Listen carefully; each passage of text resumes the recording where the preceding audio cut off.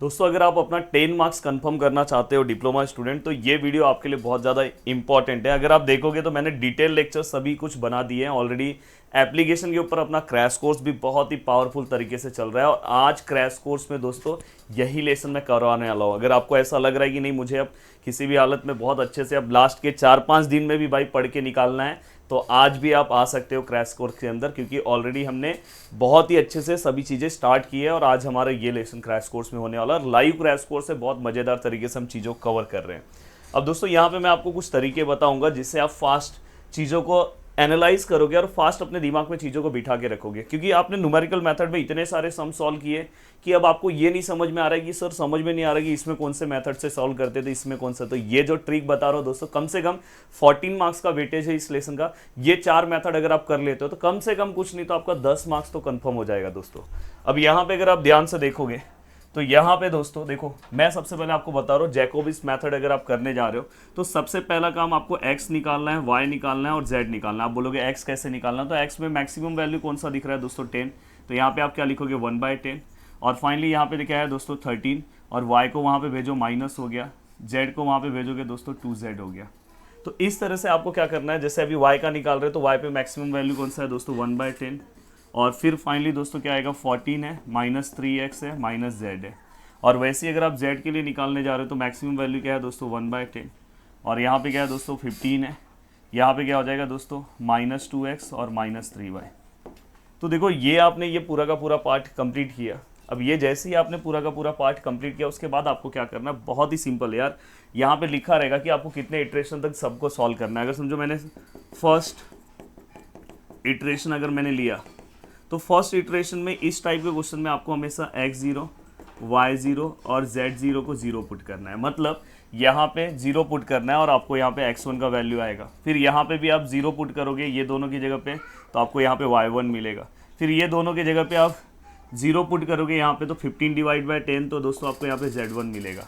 अब जैसे ही आपको ये वैल्यूज़ मिल गए दोस्तों, उसके बाद आपको यहाँ पे क्या करना है मैं यहाँ पे बता दे रहा हूँ। सेकेंड इटरेशन के लिए जाना है। अब देखो सेकेंड इटरेशन के लिए बहुत सिंपल है। सेकेंड इटरेशन के लिए आपको क्या करना है पता है, फिर से अब देखो आप x2 निकालोगे, पर x2 निकालते टाइम आपको ये तीनों वैल्यूज़ का हेल्प लेना है।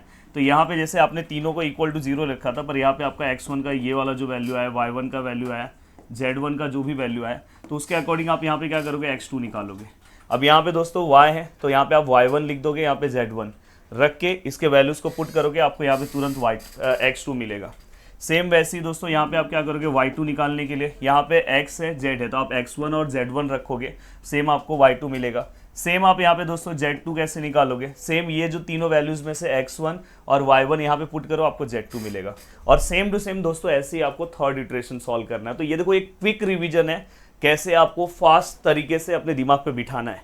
अब यहाँ पे चलता हूँ मैं आगे गॉस सीडल की ओर। जैसे मैं 10th में क्विक रिविजन बताता था वैसा ही ये वीडियो है। अब मैं गॉस सीडल में जा रहा हूँ, तो गॉस सीडल में पहला स्टेप वैसे ही करना है दोस्तों, x equal to y equal to z equal to, जैसे मैंने बताया इसमें सेम टू सेम आपको प्रोसीजर फॉलो करना है। यहाँ पे जब आप फर्स्ट इटरेशन लोगे तो यहाँ पे चेंजेस क्या है बस वो ध्यान रखो। यहाँ पे चेंजेस क्या है दोस्तों, गॉस सीडल के अंदर आप यहाँ पे y0 और z0 को आप 0 लोगे, मतलब यहाँ पे आप x0 को आप 0 नहीं लोगे। तो दोस्तों अब देखो मैं यहाँ पे x1 जब निकालूंगा, जैसे मैंने यहाँ पे समझो x1 का वैल्यू निकाला तो मैक्सिमम वैल्यू 20 है, तो क्या आएगा 1/20, यहाँ पे क्या आएगा 17, यहाँ पे क्या आएगा दोस्तों -y और यहाँ पे क्या आएगा दोस्तों +2z। तो जब आप यहाँ पे निकालने जाओगे तो यहाँ पे आप y और z का वैल्यू 0 पुट करोगे, तो यहाँ पे क्या आंसर आएगा दोस्तों 17/20, जो भी आपका आंसर है। अब दोस्तों जब आप y1 निकालने जाओगे, इसमें एक कॉन्सेप्ट हमेशा याद रखना, लेटेस्ट वैल्यू का ध्यान रखा जाता है। इसके अंदर लेटेस्ट वैल्यू नहीं, इसके अंदर लेटेस्ट वैल्यू, ये हमेशा टर्म याद रखना गॉस सीडल जब भी आए। जब आप y1 निकालने जाओगे तो दोस्तों देखो y है, y का अगर समझो मैं यहाँ पे देखूँ तो मैक्सिमम वैल्यू 20 है, तो 1/20 -18, यहाँ पे क्या आएगा -3x और +z। तो अगर मैं यहाँ पे मैक्सिमम वैल्यू की अगर मैं बात करूँ तो दोस्तों देखो यहाँ पे जब आप ये लिखोगे y1 जब आप निकालने जाओगे तो दोस्तों देखो यहाँ पे x है, जैसे इसमें हम x में सेम वही 0 वाली वैल्यू पुट करते थे, पर यहाँ पे अब लेटेस्ट वैल्यू हमारा x का दोस्तों ये है, तो यहाँ पे आपका x1 का, तो आप यहाँ पे जब पुट करोगे तो 1/20 -18 -2x1 ये याद रखना, और प्लस अभी तक z की जो लेटेस्ट वैल्यू है दोस्तों z0 ही है, तो ये वैल्यू आपको पुट करना है। देन x1 पुट करो, z का वैल्यू 0 पुट करो, सॉल्व करो। अब दोस्तों जब आप इसके Z1 जब आप सॉल्व करने जाओगे तो Z1 के लिए फिर से आप यहाँ इक्वेशन बनाओगे। Z1 के लिए इक्वेशन जब बनाओगे तो 1/20 25 माइनस 2x और प्लस 3y। तो अगर आप यहाँ पे देखोगे तो मैक्सिमम वैल्यू कौन सा दिखाई दे रहा है, यहाँ पे अगर आप ध्यान से देखोगे तो आपको यहाँ पे मैक्सिमम वैल्यू दोस्तों कौन सा दिखाई दे रहा हो, इसको अगर ध्यान से देखोगे तो देखो अभी तक लेटेस्ट वैल्यू जो है देखो 1/20 25 2x1 और 3y1। अब दोस्तों अभी तक का जो लेटेस्ट वैल्यू x का x1 है और अभी तक का लेटेस्ट वैल्यू y का y1 है, तो ये दोनों पुट करना है। तो सेम जब आप सेकंड इटरेशन में जाओगे तो चेक किया करो कि ऊपर अभी तक x और y की कौन से लेटेस्ट वैल्यू, तो इसमें लेटेस्ट वैल्यू के अकॉर्डिंग आपको काम करना है। अब मैंने ऑलरेडी इस मेथड के ऊपर भी एक ब्रीफ वीडियो बनाया, उसको भी आप देख सकते हो, इस मेथड के ऊपर ही बनाया, उसको भी आप देख सकते हो। ये जस्ट क्विक रिविजन है। अब यहाँ पे अगर आप आ रहे हो तो दोस्तों देखो यहाँ पे सबसे पहले आपको रूट्स चेक, बाइसेक्शन मेथड और regular falsi method, false position method भी इसको बोलते हैं। तो यहाँ पे आपको पता है दो फॉर्मूले पे ध्यान देना है। यहाँ पे जो आपका एक फॉर्मूला है, जैसे आपने समझो यहाँ पे इटरेशन लिखा, इटरेशन, और यहाँ पे समझो ये फर्स्ट इटरेशन है और ये सेकेंड इटरेशन है। दो इटरेशन उन्होंने हमें सॉल्व करने बोला। यहाँ पे मैं ए लिख रहा हूँ, यहाँ पे बी लिख रहा हूँ, यहाँ पे एक्स इक्वल टू ये दोनों का प्लस और डिवाइड बाय 2, फॉर्मूला भी याद हो गया। और यहाँ पे दोस्तों क्या आएगा, एफ ऑफ एक्स। अब देखो मैं आपको बता रहा हूँ, समझो मेरा रूट पुट करने के बाद जैसे मैंने यहाँ पे एक बार 1 पुट किया तो इसका आंसर क्या है दोस्तों 3 है। और समझो 0 पुट किया तो इसका आंसर क्या है 3 है। और अगर मैंने 1 पुट किया तो अगर मुझे 1 पुट किया तो इसका आंसर क्या है दोस्तों, देखो 1, तो यहाँ पे 1 माइनस 6 प्लस 3, तो दोस्तों यहाँ पे आंसर क्या है दोस्तों -2।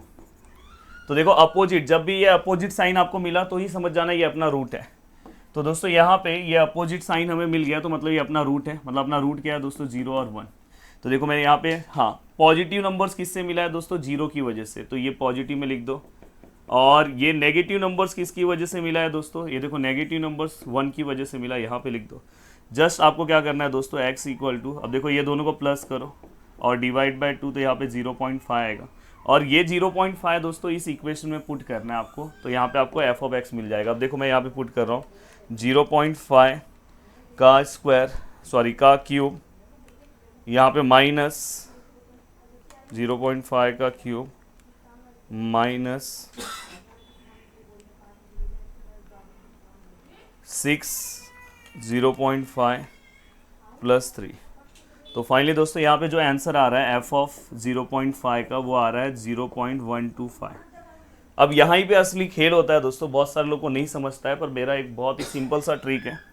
ये वाला जो वैल्यू है दोस्तों प्लस आया तो आपको क्या करना पता है, ये जो आपका आंसर है इसको आपको प्लस वाले की जगह पे रिप्लेसमेंट करना। अगर ये माइनस होता तो माइनस की जगह पे रिप्लेसमेंट करते, तो ये 0.5 इसमें से प्लस ये है तो ये 0 रिप्लेस हो गया, यहाँ पे क्या आएगा 0.5 और ये 1 ऐसे ही रहेगा। फिर नेक्स्ट स्टेप में फिर से यही प्रोसीजर आपको करना है, x इक्वल टू सेम, और ऐसे ही अगर थर्ड इटरेशन है तो आपको जाते रहना है। अब दोस्तों यहाँ पे भी पूरा का पूरा प्रोसीजर सेम है, सेम सब कुछ सेम है, बस यहाँ पे फॉर्मूला जो है आपका वो चेंज हो जाएगा। यहाँ पे क्या आएगा दोस्तों एफ ऑफ बी, यहाँ पे क्या आएगा दोस्तों एफ ऑफ ए, और यहाँ पे क्या आएगा ए बी, और यहाँ पे भी क्या आएगा दोस्तों F of B minus F of A. बस ये फॉर्मूले का यहाँ पे पूरा का पूरा खेल है दोस्तों, जो यहाँ पे चेंज होगा। और सब कुछ दोस्तों पूरा का पूरा सेम है। आप बोलोगे सर ये एफ ऑफ बी कहाँ से पुट करूँ, एफ ऑफ बी मतलब दोस्तों देखो ये देखो ए और बी आपने रखा ना, तो ये देखो आपका ये आपका एफ ऑफ बी हो गया, ये आपका क्या हो गया दोस्तों एफ ऑफ ए। तो ये देखो यहाँ पे ये जो एफ ऑफ बी का पूरा आंसर आया, ये एफ ऑफ ए का जो आंसर आया, तो ये आपको रखना है। यहाँ पे भी सेम वही प्रोसीजर है कि यहाँ पे अगर समझो आप आगे जा रहे हो, अगर आंसर प्लस आ रहा है तो प्लस वाले को रिप्लेसमेंट करो, माइनस आ रहा है तो माइनस को रिप्लेसमेंट करो, और वैसे ही जाओ। फिर इसके बाद जब नेक्स्ट वाला आप सम सॉल्व करोगे तो उसमें भी आपको एफ ऑफ ए और एफ ऑफ बी निकालना है। वो वाला वैल्यू मेन इक्वेशन में आप पुट करो, या तो यहाँ पे भी मिल जाता है आपको वैल्यू या ऊपर भी। तो इस तरह से आपको ये चारों मेथड दिमाग में बिठा के रखना। उम्मीद कर रहा हूँ कि एक शॉर्ट रिवीजन मैंने दिया है, जिससे आप कम से कम टाइम में 10 मिनट के अंदर ये चारों मेथड आपके दिमाग में बैठ गया है। अब किसी को कोई कंफ्यूजन नहीं होना चाहिए। बस अगर आपने ये 4 अपने दिमाग में बिठा लिया तो बाकी का सब कुछ आप बहुत अच्छे से कवर कर सकते हो। तो वीडियो को देखने के लिए दिल से थैंक यू सो मच दोस्तों। और अगर किसी को क्रैश कोर्स से जुड़ना है तो नीचे हम लिंक दे रहे हैं, आप वहाँ से जुड़ सकते हो। तो मिलते हैं दोस्तों नेक्स्ट लेक्चर में। बाय बाय, टेक केयर, जय हिंद।